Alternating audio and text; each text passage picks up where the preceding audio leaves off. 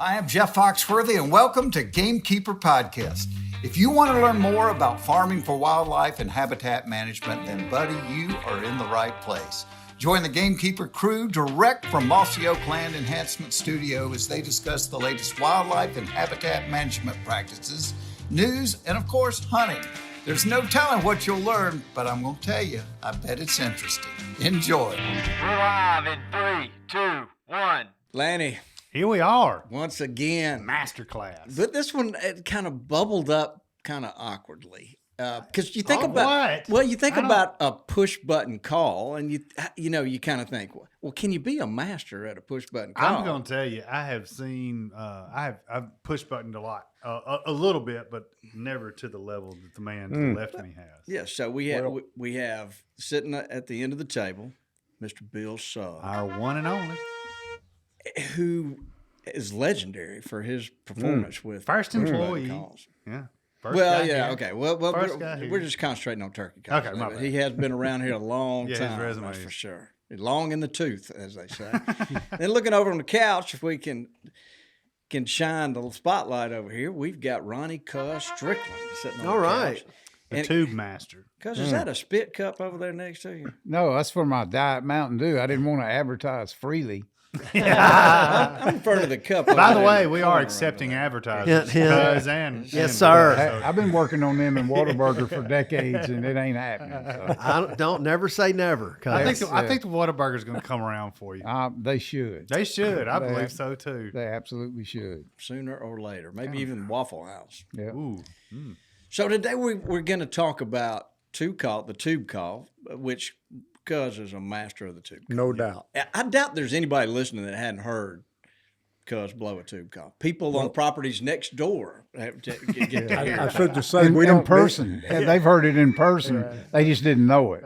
I was a county over and everywhere. Yeah. You could turn the mics off and they could hear it in Alabama. So what I thought would be interesting is if we got y'all to switch calls and let Mr. Bill use the tube, and that would make it interesting. Mac, don't you? What would you think to that? I don't know. I think it's a master class. Let's let them go with what they're good at. That's right. Thank you, Mac. I appreciate that. Yeah. And I want to clarify one thing right off the bat. Okay.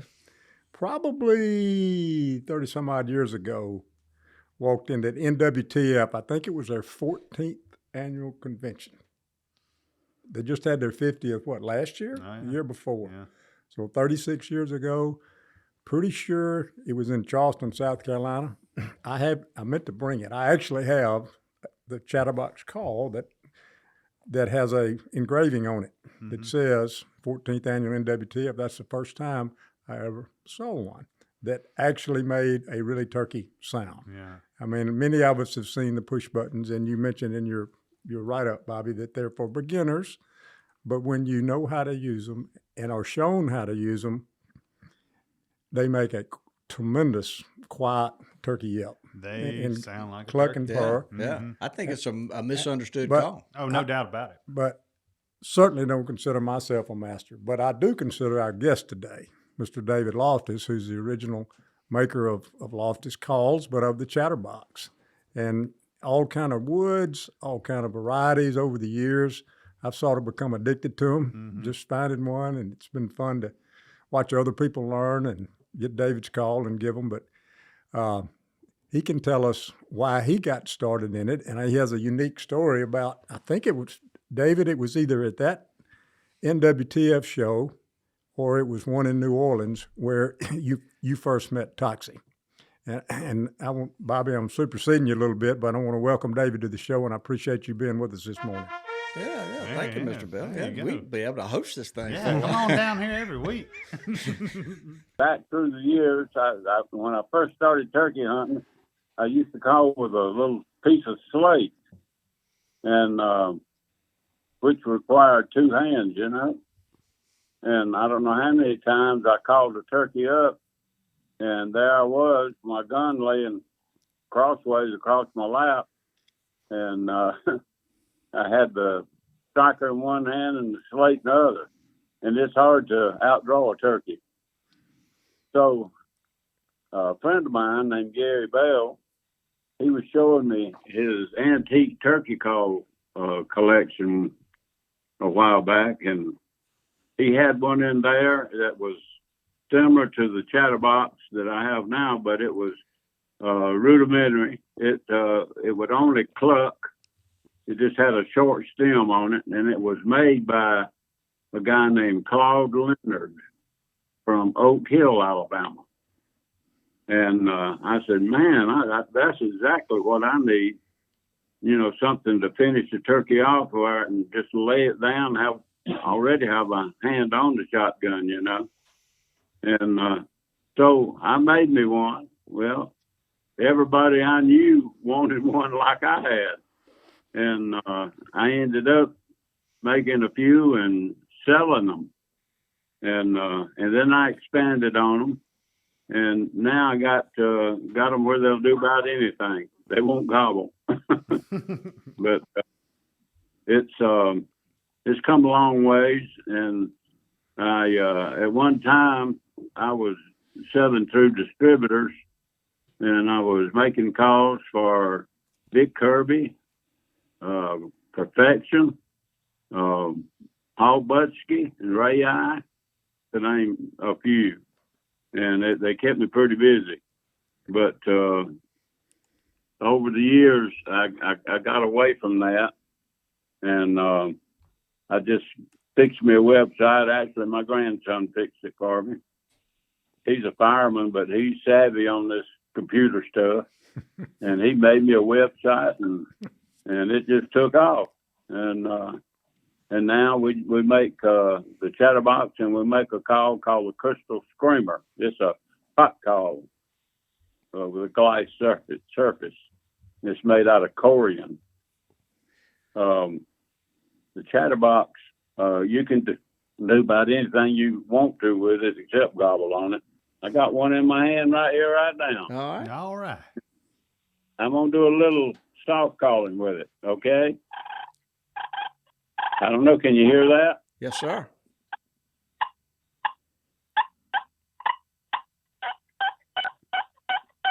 Now, that's soft calling, and you can get down on it. You can...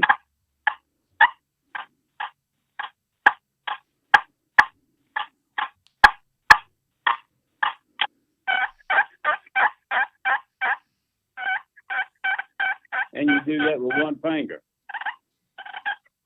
And you can, and now the first time I ever met Toxic was in New Orleans, and I think was there with the Wild Turkey Federation, their convention.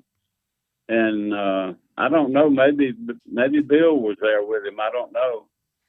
But he come over to our booth. We were setting it up. A friend of mine named Ron Simpson, he would go with me and help me, you know, call, sell the calls and all. And he wanted to know what size shirts we wore.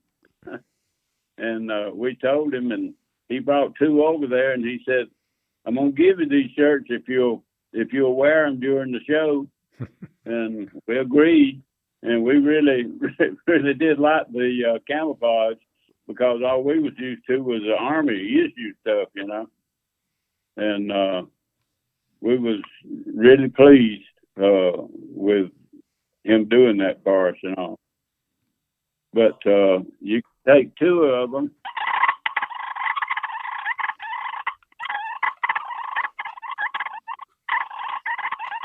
Now,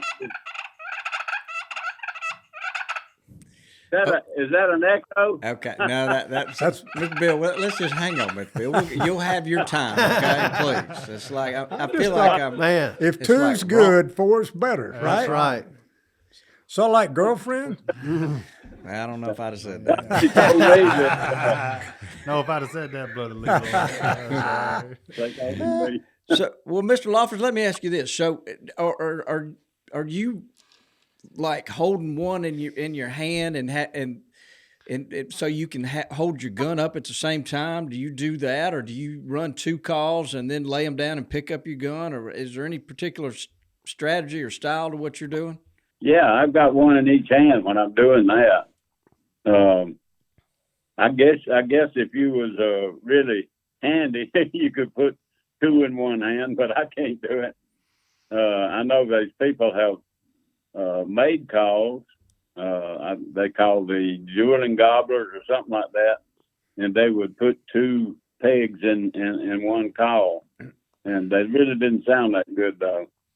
But I remember Toxic told me and Ron that him and his daddy, when they would have a turkey that was really stubborn, or they had a lot of turkeys and they just couldn't get them to come in, that Mr. Fox would pull 2 of them out, and they would do that, and he called it the Jubilee. And it was very effective. See these people? When the clock strikes 5, it's not the end. It's just the beginning. They have to do these things. They have to do those things. Enter the all-new LS Tractor MT2 and MT2E, a relentless force of innovation. Redesigned with a new hood and cab built for comfort and visibility, with enhanced lifting capacity to get the job done. Making these people the ones everyone else calls those people. Visit your local LS Tractor dealer today. Moultrie has pioneered the game management category. Today, Moultrie is one of the best-selling brands of feeders and seeders in the world, and they continue to innovate with new technology that gamekeepers will rely on. Moultrie products are always field-tested and designed for hunters by hunters, combining forward-thinking innovation with time-tested practicality. Moultrie, first in feeders since 1979. All right, so guys, Moultrie is offering our listeners a 15% site-wide discount at MoultrieFeeders.com. Use code Mossy Oak with a capital M, Mossy Oak, at MoultrieFeeders.com and get that 15% discount. I remember Toxie maybe calling in 1 or 2 local calling contests. He may have won both of them, but I know he won one of them. And one way he won it was your favorite call, and he did the Jubilee, and people had never heard that before. And he won that contest hands down using 2 push buttons. How about that? That's an interesting word, Jubilee. It comes from the coast, down around Mobile, where Mr. Fox grew up. A Jubilee is when all of a sudden a bunch of fish come up to the surface, and crabs and things like that, and everybody I've heard that. Gets on the phone and says it's a Jubilee. And so that makes a lot of sense to refer to that noise you're making as a Jubilee. I've read about that, that happens every once in a while, and you just go scoop them up. That's right. And everything. That's right. Yeah. Mr. Loftis, it's interesting to hear you talk about how long you've been doing this, and like I think I said at the beginning, a lot of times people think about that push button as a entry level call, and but it's actually there's a lot of strategy to it, and a reason for a guy to have one in his vest, because it certainly sounds very henny. Lanny, I think you need one. Oh yeah, I'm just gonna go the ahead. only and say one that you needs need one more than me is you. I might need 2 of them is what I need. Mr. Loftis, so guys can go to LoftisCustomTurkeyCalls.com. Right. .com. Yes. Yeah. So guys, I would highly encourage you to go check them out. Mr. Bill just sings the praises of these calls. He loves them. He's got a couple of them sitting in front of him. He does, and we're going to get him to run them. So, Mr. Loftis, thank you for joining us, and we appreciate you taking time to be with us today. I like all you guys. I think a lot of you. I think all of you's got Christian blood. So. Well, thank you, sir. Most of us do. There's a few of them I'm worried about from time to time, to be honest with you. Well, they'll come around, hopefully. Yeah. We're working on them, that's for sure.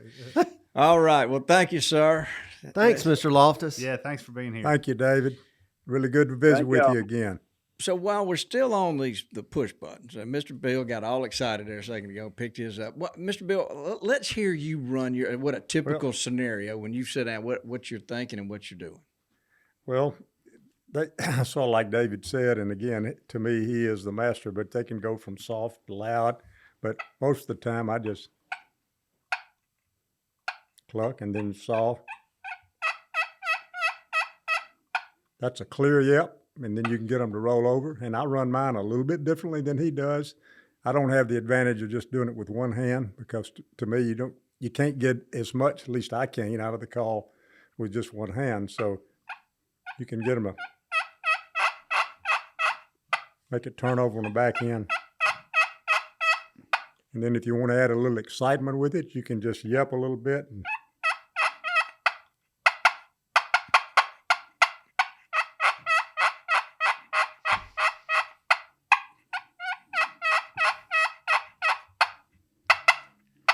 The cluck on it is just to me right. That's the real deal right there. That's right. And he's holding, like he's got one of his hands inside the call. Were you holding pressure on the plate a little bit? a little bit. Sometimes, depending on the tension of the bar that holds it, the piece of wire that holds it, it'll pop up. So that's to keep it from missing a beat. But I also got using them because I couldn't pour on a mouth call. And for the record, I still can't. I try every year, and I'm working hard. You still doing that true double? I had Preston tell me, you've got to learn to gargle with your uvula. Well, what's a uvula? What's a uvula? Anyway, it's hard for me to do, but I do cluck and purr with them a lot.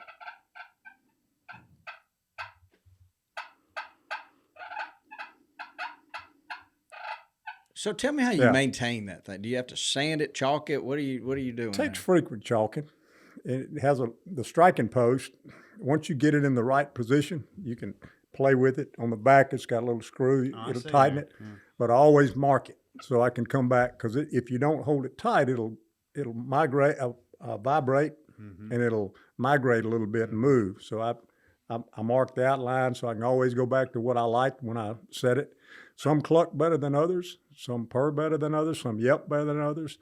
I probably have bought, I'm not going to say, somebody might be listening. But Shirley might be listening. Yeah, I have, and I love, like I said, I love giving them away. But the person that he talked about how he runs his, y'all remember Cecil Carter? Yes, sir. Hunted with Cecil one time. He was here. Cecil used to work with us. Great guy. We were hunting down in Tippy Bottom. He pulled out one of Night and Hale's calls, and it was, how long ago it was probably about a 6-inch box. It was and painted World War II camo. And he started running it just like I was running it with two hands. And I had never heard that sound come out of this. And I would look at chatterboxes. I would look at box push buttons, and I never could find one that sounded like that one sounded. But he showed me how to run it, and that's what I've always tried to emulate. And there's been several good ones out there. Of course, David and Harold had some of the early ones. They had made one that had two already joined together. And then Primos had some. Primos did a plastic one with a glass plate on it. So it was almost like a push-button glass pot call, but it was a push button, and it sounded pretty good. Quaker Boy still make a good one. Been several others. There's a guy named Mike Lout that wins competition in WTF every year. He's got some decorative calls, but a lot of people have perfected that sound. But to me, Mr. Loftis since I started with chatterboxes, he is the master to me in this discipline. But it's sort of the opposite of where we're now fixing to head. This is soft and sweet. Yeah, I'm more. Then we go to Cuz. Yeah, I'm more of a scorched earth kind of guy. He is a loud. Yeah, I felt an ambush coming on, but I'm ready for it. Well, I want to go ahead and say this because I'm going to surprise you, because I've heard people make light of it and try to have their day with the tube call. It's pretty common. But I never heard them complain when the turkey gobbles. And it happens early and often. It's one of the most, if not the most effective locating calls I've ever seen. And I'll go on record saying that. But it is really effective, and nobody's perfected it like he has. How did you get started with the tube call, Cuz? The first one I ever saw was a Morgan call, Alan Morgan. Dudley's shaking his head because he's not old as me, but he probably remembers. I used to own one. It was my dad's. I think it was like 1972-ish maybe, but of course I left it sitting on a log in the middle of the woods and hadn't seen it since. But but that was the first one I ever saw, and I didn't think much of it. I just, another device I couldn't use and forgot about it. And the first one I really saw was hanging around Will Primos's neck. It was the early version of what they sell now. And it had latex or whatever over it. And he actually had masking tape around his, because when you get it to that certain spot, you don't want it to slip. And I just looked at it, and he'll tell you himself he wasn't that good on it. But I said, that thing right there looks cool. And that's why I wanted one. I said, it looks cool, you know? And so I got one, and all of a sudden I'm working for him. This is way back. And I'm working for him filming turkeys. And, you know, the original Truth, which ended up being a cult movie, we did that in Mississippi. It ain't like we went to Texas, where it's easier, you know. Mac. So I was getting paid for turkey encounters, and I learned pretty quick once I saw a hen with my own eyes cut real loud in a turkey gobble. I just kept doing it till I figured out how I could make a turkey gobble, which is 99.9% the only reason I carry one. I like to have encounters, and I'm no good at sitting in a clover field yelping at the woods if I know he's not there. I ain't doing it. I just cannot do it. But if I can hear one, even if he's 300 or 400 yards, I can ease it. I was like, he can hear me from here. I can get my mind right. But I catch a lot of grief about it, and that's okay. I've had people say, "Now you leave that thing in the truck." I'm like, okay, buddy. It's your hunt. Let's go. Let's go. Beep, beep, beep. Yeah. Didn't hear nothing. So anyway, it's just, you know, it's Do you think it like shocks them so much? That Sure they it does. Are they like falling in love with it? No, it's a shock gobble. This is my thoughts, and people will shake their head. You may lose listeners. Anyway, here's Hit us. Here's my thoughts on locating. Now, I've been with everybody. I've been with Bill, Toxie, Will Primos, Dick Kerr. I've been with everybody, and they're all good, and what they do works. But here's how people locate. You got whatever in the morning. You got whipped. You didn't see nothing. I kind of like to sit out a little bit during the lull, but about 9 or whenever you're moving and you're prospecting or contact hunting, as Preston Pittman said, and they'll ease up there and they'll blow a crow call or they'll owl hoot first, and then they'll do this, and then but at some point they go in with the loudest thing they got. That's right. Bill Suggs is a paddle box, whatever. And to me, I always figured that if he's out there, he's with him. He's heard that stuff all day, and his rubber band's sitting there getting tighter. And to me, you're kind of unloading him if you do all that first. That's just my thoughts. I'm no biologist, so I hit him hard, quick, but I don't just run through the woods cutting on a tube call. I'll ease up there and say, okay, this is a good place. If I hear one, I can sit right there, or I could move up to that, and it's just works really good for me. Do you start loud or do you start? No, I give it everything I got. Right there from the gate. It's a shot gobble. Yeah. And if I want to go soft, I can do it with a mouth call. Yeah. No, it makes sense what you're saying, like about the loading up. I mean, for sure. That's just a personal. No, it makes sense. And a lot of people like, don't come through here on that thing. And it's just a turkey sound. And it sounds bad up close. Hey, I get it. That's fine. But I've heard it. When we were videoing one time, Troy Ruiz was 500 yards from me. He was with a rider, and I was with another rider. And I was over there popping that thing, and he played the footage back that night. And I was like, man, y'all had one cutting up. He said, cuz that's you. I went, really? It don't sound like that to me. It's kind of deafening when you're up close. But it's a big advantage to me being able to hear one at 400 yards. Then, just all of a sudden, because I was always videoing, still do.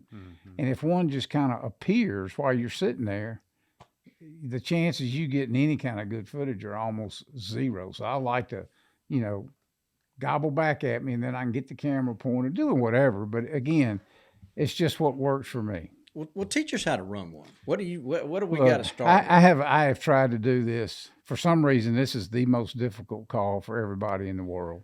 And I don't know harder than a trumpet. There's nothing harder than a trumpet. It is harder. I would say it's similar. I'd say it's harder than a trumpet. Yeah, it's got to be. Well, it's different.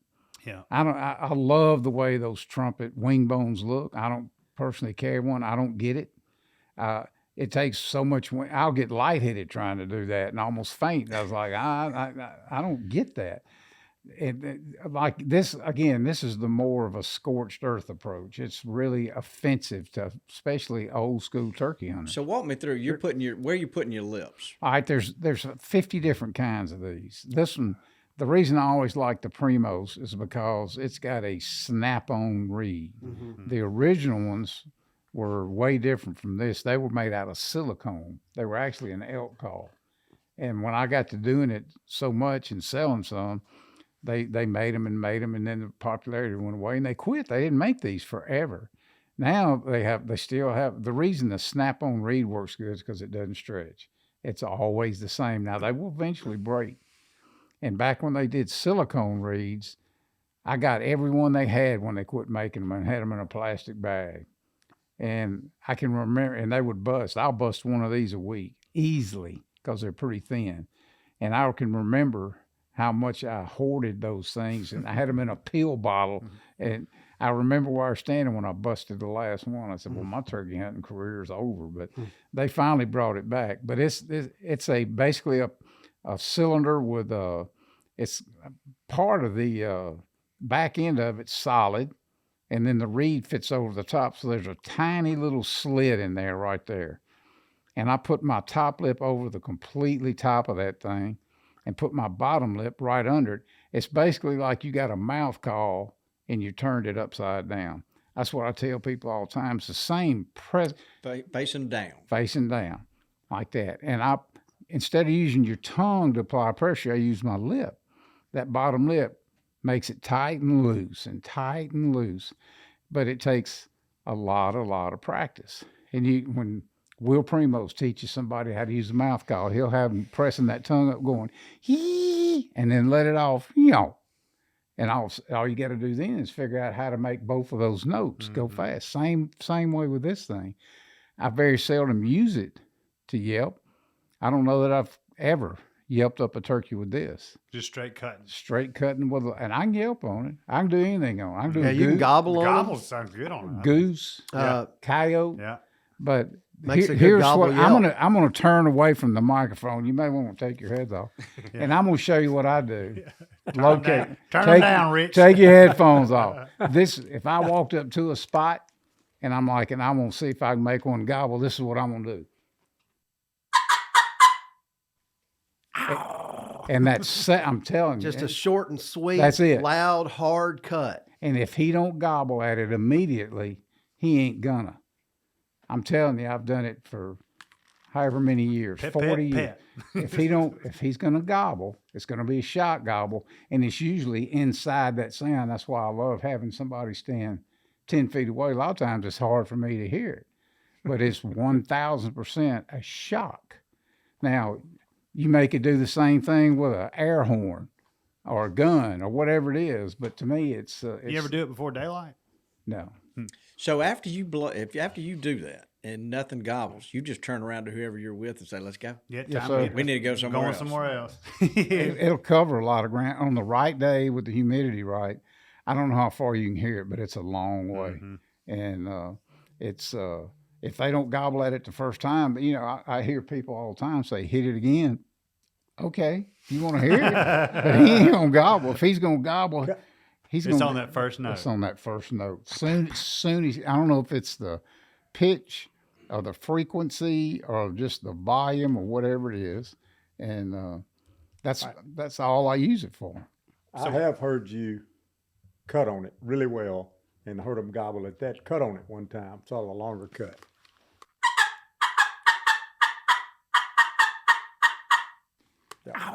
Yeah, I've heard that work. Yeah, I've heard it. I mean, you can yelp. Pretty dadgum good. Yeah, that's strong. Yeah, you can yelp on it. You can cut on it. I take it to Texas to coyote howl. They don't have barred owls out there. Around here, I don't coyote yet, but you can do. Wow. Goose. Versatile. You can do anything on it. It's just practice. But I'm telling you, it stays in my goal when I go every day. If I go every day, is to never reach for it, because that means I'm having a good morning. Lenny, I had to tell you, hunting with you, you've got your phone in your pocket. You're constantly checking Onyx. Yep. Very valuable key features all in those things. It really is. From the compass mode to recent imagery, I mean, it really helps you understand where you are spatially, where you're headed, where a turkey is, where he was. It's a heck of a tool to use in the spring woods. I didn't realize that they're updating these maps every couple of weeks. Yeah, I'd have never known about that clear cut that you were hunting if I didn't have that recent imagery. Well, you know, and you could share some waypoints with me. I could share some points with you. You're exactly right. I mean, it has that capability. It does have that sharing capability, which is great. You know, you're wanting to show me where your goblin turkeys are. Oh, man. You know, Onyx, it's a great app. It's a great app. So guys can go to onyxmaps.com/hunt and use code Mossy Oak to get 20% off. There you go. I'm a big fan of Onyx. I am too. I was going to ask you, so you cut hard, he gobbles. What's your next move? I know you said you sit down. Yeah. You know, are you going to a pot call? Are you going to a diaphragm? Usually a mouth yupper. You You know, go I mouth got. I don't carry much Yeah, in I my don't either. turkey vest. I don't carry a push button call. I don't carry a box call. Don't I have carry. I don't carry none of that stuff. Mm-hmm. And so for me, it's usually now. If I hear him, and I think he's within kind of earshot range, I got a few minutes to sit down. I'm going immediately to a mouth call. Mm-hmm. And sometimes that'll cost you. Everybody say, once you got him gobbling, don't change. Well, it's hard to get real soft on that. And so once I locate him, then it's kind of a roll of the dice if he'll answer. But Talk to him sweet. Cuz has a reputation, obviously, for what we're talking about in that tube call, phenomenally. But once he puts it down, he's as good a yepper as I've ever heard in the woods. it's So he's got all the tools. it's you know, I love the mouth call because, and I wasn't very good on it. I was so bad, but I was so determined because my gag reflex wouldn't let me use one. I mean, I could put it in my mouth. I'm spitting it from here to Bobby Cole right there all the way. It was terrible. I finally, when I got one and I cut a hole in the side and I tied about a 10-inch piece of dental floss to it, because I was afraid I was going to choke or something. And I'd ride down the road with that dental floss hanging out of my mouth, and I'd pull it out. But I wanted to be hands-free. Yes. Because running that back in the day, those cameras were gigantic, and it was all kinds of things you had to do, and you just really didn't have time, or unless you was an octopus to do all that. So I usually immediately switch to a mouth call, and I have found, this is just me, if he hits you and his window's open, from that point on, you can call him up with a Coke bottle. It ain't gonna make that much difference what your yep sounds like to me. So these I've heard people calling on some snuff cans, real snuff cans. I got a dozen of them. People send them to me. They're not much different than that. They're very different. Are they? Here, and I explain this to people.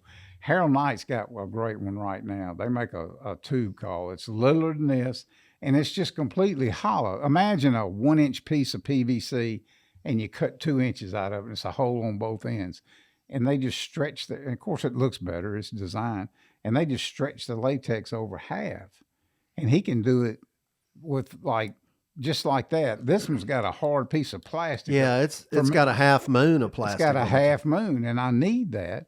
And theirs are for more, and they can cut on them, cheek, all that. Like you'll see Dave Owens, he's using one now. His cut and the cut out of this thing, completely different stuff.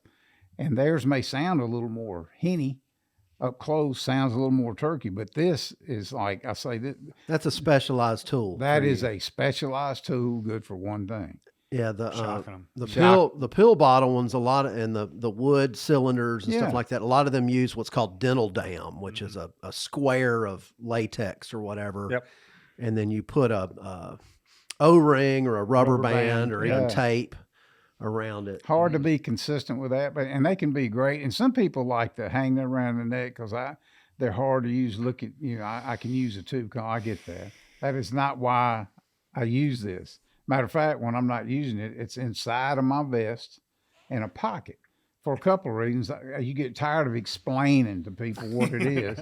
And number two, the reeds, I guess Very sensitive. Yeah, they're very sensitive. You don't want to get like mosquito spray on them, or a briar hits them like pop. You know, it's like Dudley said, is a tool used for kind of one thing, and it's worked very. I got countless stories about how far. Man, back when my ears were good, I had all kind of stories. Now I got to have somebody with me, Right.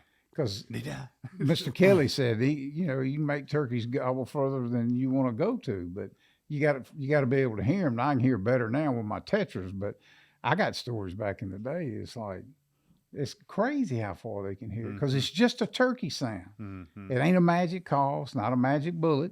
It's just got some sheer reach power. Volume. Mm-hmm. So can you adjust the reed to where you can call softly on it? No, when I carry this, my vest is pretty specialized. Like I said, I ain't got much in it. And this front pocket up here, a lot of people carry. I got toilet paper in it. If I get caught in a bind, I can reach in there and I can stuff it full of toilet paper. And then I can yelp on it. You got to apply the same amount of pressure to get the sound out, but it's very muffled in. And that's just like in emergencies, but I usually got a mouth call in. But no, this one has no adjustment. So I've heard people with like a metal snuff can, the homemade one, that can call really, really soft on those things. Yeah, or even a prescription bottle. Yeah, the plastic bottle. Yeah, film canisters. I've played with a lot of them. I've used balloon material, and it sound, but it's all different. What he's using is made for cutting real loud and quick, and they're not that adjustable. I've never practiced. I've got people send me tube calls. And I'm not a collector. I don't care that much about it. People send me tube calls all the time. I got ones made out of ivory. Oh, wow. It's crazy. And you can get down soft now, but I've never practiced a lot of that because to get down soft and do that, it's going to take at least one hand, sometimes muffling with two. And that's what I'm trying to get away from is movement, So once I get where I'm going, I switch to that mouth call. It's amazing. It's a good technique. You've perfected it for sure. I think he certainly qualifies as a master with that tube call. Yeah. No doubt. The Furminator is the industry's most versatile piece of food plot equipment, allowing plotters to do every step of the process, working the soil, adding seed and soil supplements, and compacting, from start to finish with a single implement. It's hassle-free by design. Set it for the seed size and simply drive the tractor, and the Furminator does the rest. Check it out at thefurminator.com.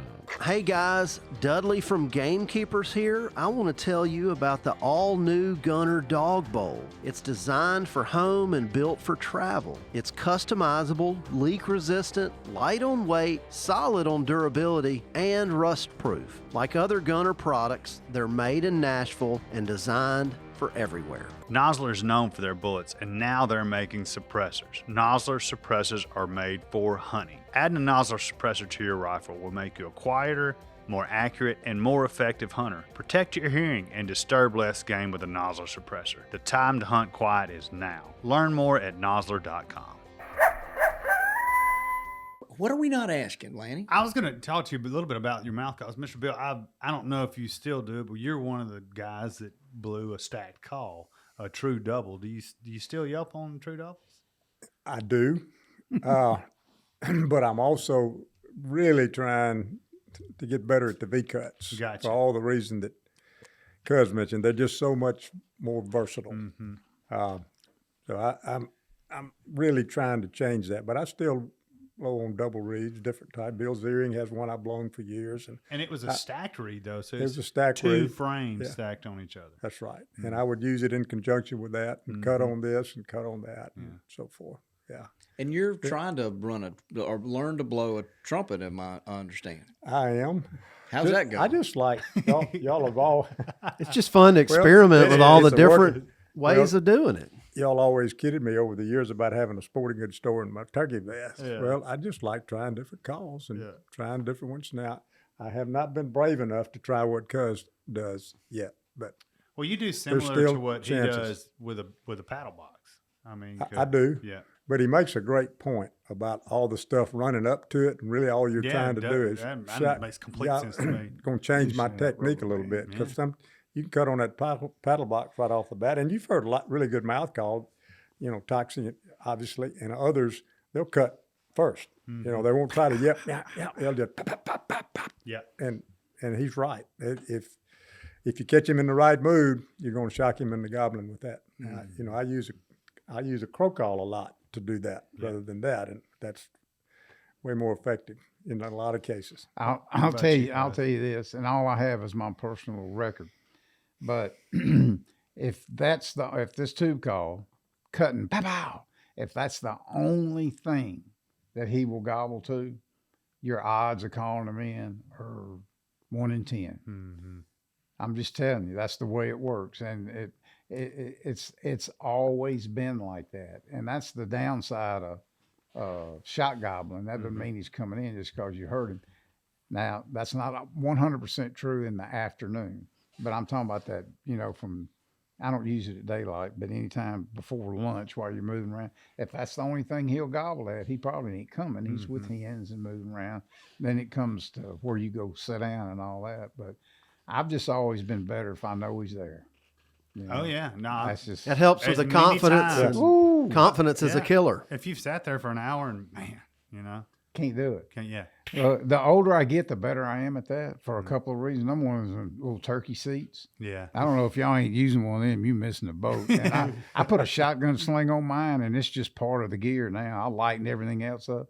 You can plop that thing down and sit anywhere. Oh my word! It's awesome. Which one are you using? The one I got right now came from Walmart. It says Gobbler something on it. I think think big Gobbler something. It's on Moss Elk. Yeah. It is. It's phenomenal. Yeah, and everybody looks at it. It's the same way they used to look at a Whisker biscuit on your bow. When they first come out, they go, that looks like something you'd have on a kiddie bow. And they look at this turkey chair and like, what is that? And I said, that's my turkey chair. Is it got a back or is it? Yeah. So I've seen it's like them little chairs you use on the beach. Mm-hmm. It's about 3 inches off the ground and it pops out and you sit in it and you can lean back. And I'm telling you. You ever fall asleep? Yeah. Hadn't we all? Here's what would, and I have refused to film this. I'm almost 70 years old. I still do pretty good for that age. But when you go, if I've been sitting for an hour, getting out of it, somebody needs to film that because it looks like it looks like you got to be jiu-jitsu expert to get out of it. But you will sit more still than you ever have. And I've sat up against a tree as much as anybody, and those things right there are a game changer. How about that, Dudley? You got a question? Well, I was just going to make a comment that a lot of folks that use a tube call often use it more for male turkey sounds. Yeah, like we were talking the other day about the, you do the kялk after a gobble. Mm-hmm. And that's what I used to carry one around with. I wasn't great at yelping on it. I could actually make a decent gobble with it, but I would try to Ronnie, would you loan him? No, I mean I hadn't done one in years, but you could. We got one it right was here. pretty. Richie. It was pretty good at making Jake noise. Richie has a I hadn't done that, and I don't even know. Well, you said you were pretty good, so I hadn't done one since he licked it the late '90s. He moistened it up. Well, that was good. Yeah. That was killer. That's from Rob. That was Let's from set Rob, the stage actually. here, guys. He's licking the latex. Lord. Yeah, I can't even get my finger moist here. No. Oh, what? You got to try on one the more gobble. time. You got to. No, You gotta give a little bit more effort for that. No.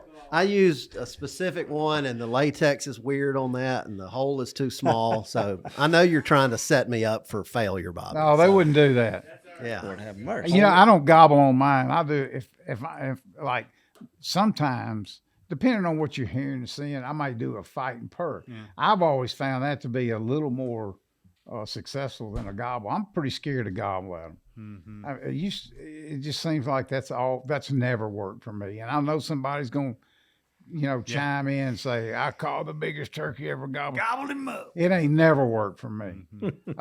A fight and purr sometimes. He does that on those. Yeah. On his, the push buttons are great for a fight and purr. Yeah. I'll do you a fight and purr. You want to hear that? Yes, sir. You got to have your hat. Somebody had slapped your desk with you. That's exactly. That Yeah. every once in a while. Oh, yeah. If you're bored to death and he won't It come in, works. I'll do that every once in a while. But I don't think I've ever had much luck. I bet that wakes up Cranky when you do that, doesn't it? If he's sitting there Cranky's by the- used to it. Cranky is so good. Now he's 12 now, but I've had him since with me. See, fun. And when we stop, if he sees me reaching that pocket, he'll walk 20 or 30 feet up there and put his hands behind his ears. He knows to get away Yeah. from me, put his back to me, And be ready to hear it. and he's listening because he's seen it work. You know, he gets it. Yeah. So he. Can got you him trained. spend a couple minutes retelling the time you took Tom Kelly and surprised him by pulling out the tube call and he thought you were crazy? Yeah, you know, you gotta think back now to this. Tom Kelly was 80. I don't know how old he was. He wasn't that well known, and that's why I wanted to film him. Talk to Toxie. I wanted a record of Tom Kelly because I don't read stuff, nothing, menus. And I read the 10th Legion, and I was like, wow. Mm-hmm. And I met him at the NWTF and told him about what we, and I said, I'd love to film you sometime, Mr. Kelly. And he was a little bit different back then. He's a little gruffer. He's a military guy. And so we set it up, and he was a member of a camp down there, Spanish Fort, Alabama, right there by Mobile. And I went down there to go with him, and he was like, he didn't talk a whole lot. I said, now, Mr. Kelly, here's my plan. I'm going to just follow you, do what you do. And I said, I won't spook them. I'm pretty good at this. I'll hide real good. Okay. He didn't talk a lot. He really didn't back then. He didn't know what all this was about. And so we went and, we sat down and he did. This was way before turkey vests. There may have been one on the market back then. This was many, many years ago. And he did. He had something rolled up in his back pocket, and he sat down, and a couple of turkeys gobbled way out in the pines, and he just sat there and sat there and sat there. And I'm way back behind him, and I have pulled some stuff up around me. I am hidden. I ain't going to mess this up. And he yipped 3 or 4 times on a box, and turkeys flew down, went the other way. And the kind of hunt's over. We get up and we're walking, and he had a crow call, looked like a 410 hull that you could hear maybe 100 feet. And we did that kind of on the way back, and that was it. So I was going to go with him one more time. We went back to the same spot. So he put his little pad thing down. It wasn't a magazine or something, but anyway, he put it down in the same indention. And anyway, same thing. 1 turkey gobble, maybe 2. Well, this time, and they left, we went the other way. And we got down to this 9:30, 10 o'clock, beautiful bottom.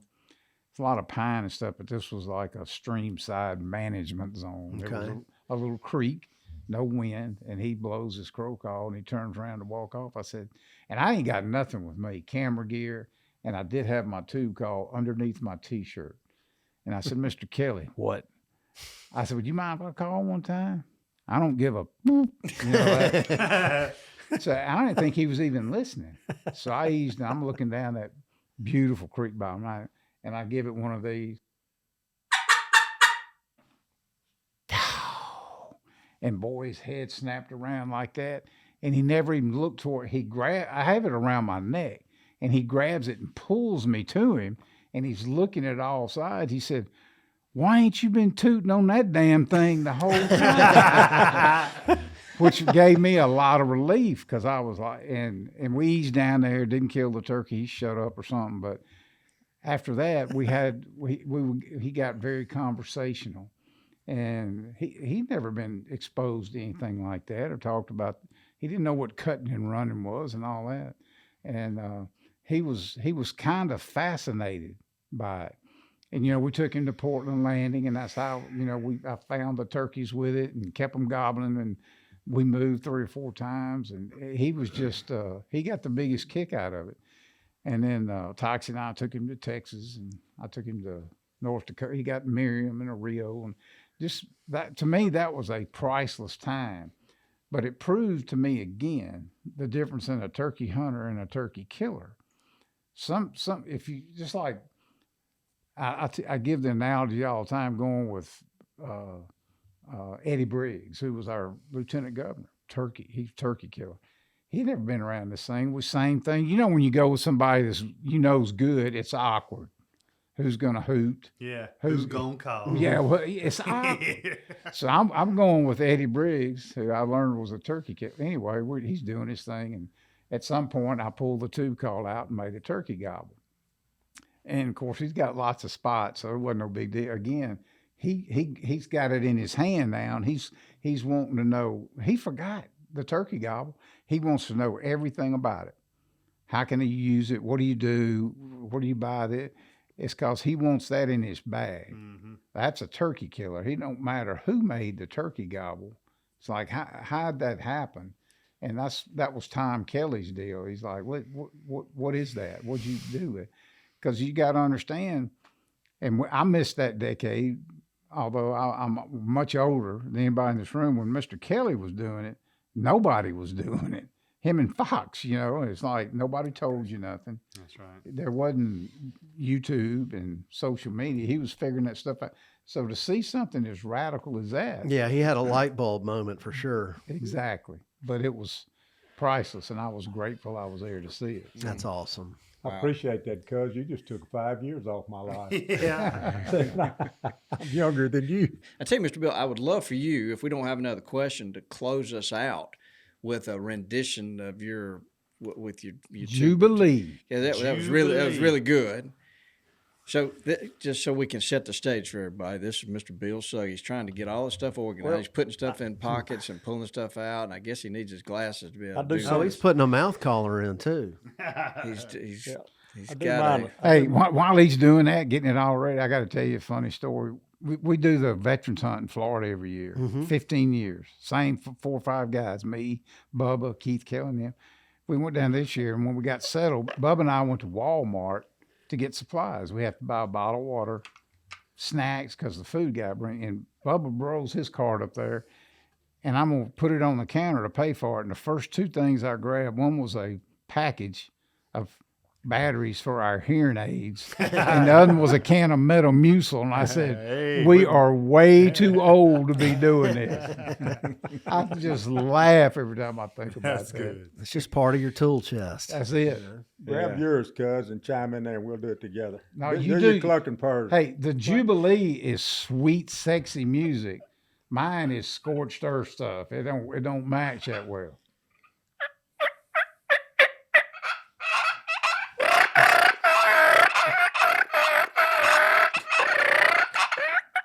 Hey, that's turkey right there, boy. Yeah, I thought you couldn't pair with a mouth collar. That's turkey.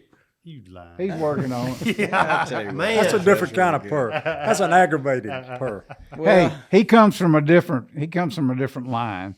Those turkey hunters our age, they're either conveniently absent-minded. They ain't gonna tell you everything. No doubt. That's right.